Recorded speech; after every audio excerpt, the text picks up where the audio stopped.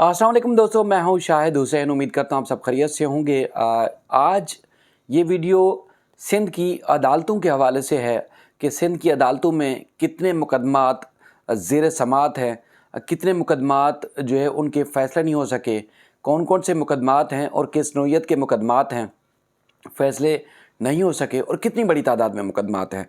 हम चूँकि मेहदी अली काज़मी साहब के केस को तकरीबन 9 महीने से मुसलसल रिपोर्ट कर रहे हैं और दिन में कई बार रिपोर्ट करते हैं, जो फैक्ट्स फिगर जो हालात व वाक़यात होते हैं आपके सामने रखते हैं, लेकिन कई ऐसे मेहदी काज़मी हैं जो आज तक इंसाफ के लिए मारे मारे फिर रहे हैं, यानी कि नस्ल दर नस्ल अदालतों में केसेस की पैरवी कर रहे हैं। लेकिन ऐसा लगता है कि इंसाफ सिर्फ़ और सिर्फ अशराफिया के लिए है, इंसाफ वडेरों के लिए, जागीरदारों के लिए है और बादशाह लोगों के लिए है।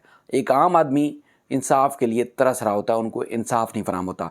आज का जैसे इब्तिदा में आपने देखा कि हमने जो है एक वीडियो आपके सामने रखी जिसमें मेहदी अली काज़मी साहब पहुँचे अपनी फैमिली के साथ, चूँकि अदालत ने उनको तलब किया था।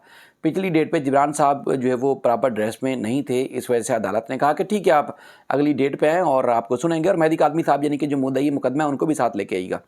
और चूँकि माँ बाप को रोज़ उम्मीद होती है कि अदालतों से उनको इंसाफ मिलेगा, तो वो माँ बाप अदालत से उम्मीद की आस लगाए, इंसाफ की आस लगाए अदालतों का ज़िक्र करते हैं, अदालतों के पास आते हैं और अदालत में ना सिर्फ आते हैं बल्कि इंसाफ की तवक्को भी करते हैं।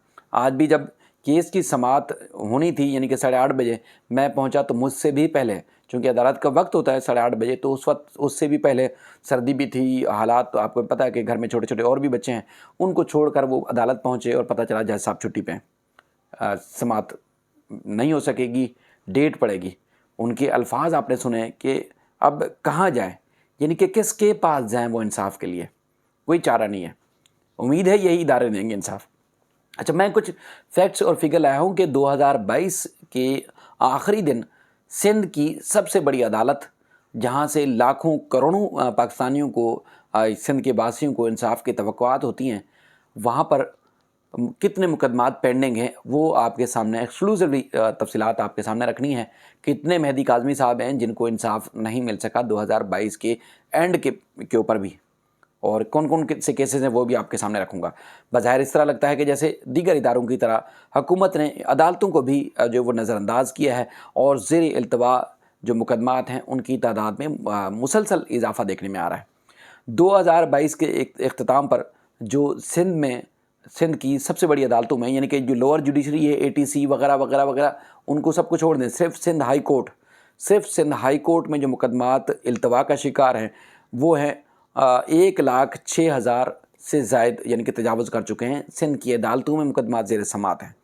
और उसके बाद फिर चूँकि हम इस पर रिपोर्टिंग भी कर रहे हैं, तो ऐसा लगता है कि जैसे वडेरा शाही हो या कोई ताकतवर लोग हों, उनको जो है वो उनकी दहलीज़ पे इंसाफ फराहम किया जाता है।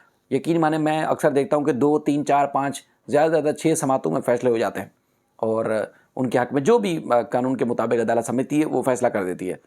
लेकिन आम साइल है जो साल साल से इंसाफ के लिए मारा मारा फिर रहा होता है, उनको कहीं भी ऐसा नहीं लगता कि आज जाऊंगा तो उनको इंसाफ मिल जाएगा। मैंने सुबह देखा जिस जज साहब की छुट्टी थी, उन्होंने अगर छुट्टी करनी थी तो फिर केस समाअत के लिए मुख्तस क्यों किए थे, मुकर्रर क्यों किए थे, डेट क्यों दी थी लोगों को, लाइन से लोग बैठे होते इंसाफ के लिए, लेकिन पता चला कि वो जज साहब नहीं है।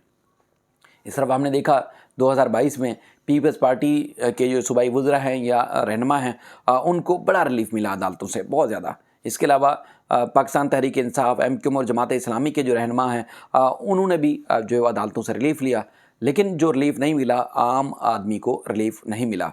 अच्छा, इस वक्त जो सिंध हाई कोर्ट की जो प्रिंसिपल सीट है उसके अदाद शुमार जो हासिल किए हैं मैंने, उसमें है 67,348 मुकदमात ज़ेर इल्तवा हैं।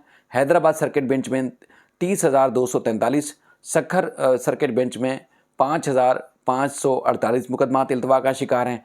लाड़काना बेंच में, जो सिंध हाई कोर्ट की लाड़काना सर्किट बेंच है, उसमें 3,309 मुकदमात जो है वो इल्तवा का शिकार है। उनकी तादाद जो है वो तजावुज़ कर चुकी है, यानी कि जो एक लिमिट है उससे भी बढ़ चुकी है।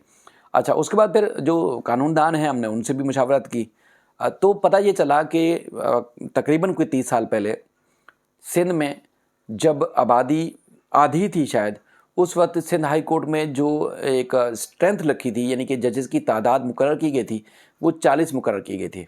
اور तारीख में आज तक 40 की तादाद जजेस की पूरी हुई नहीं है।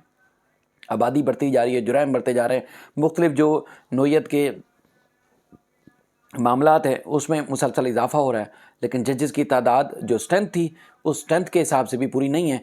और अब जो 30 कभी 32-34 हो भी जाती थी, अब कम होकर जो है वो 29 जज सिंध हाई कोर्ट में रह गए हैं। और 29 जज में जो इनसे पहले जो जजेस है, यानी कि 2-3 साल में जो जजेस एलिवेट होते रहे, उनकी जगह पे नए जजेस मुकर्रर नहीं किए गए, यानी कि सुप्रीम कोर्ट में तैनात किया गया जजेस को, उनकी जगह पे जजेस तैनात नहीं किए गए।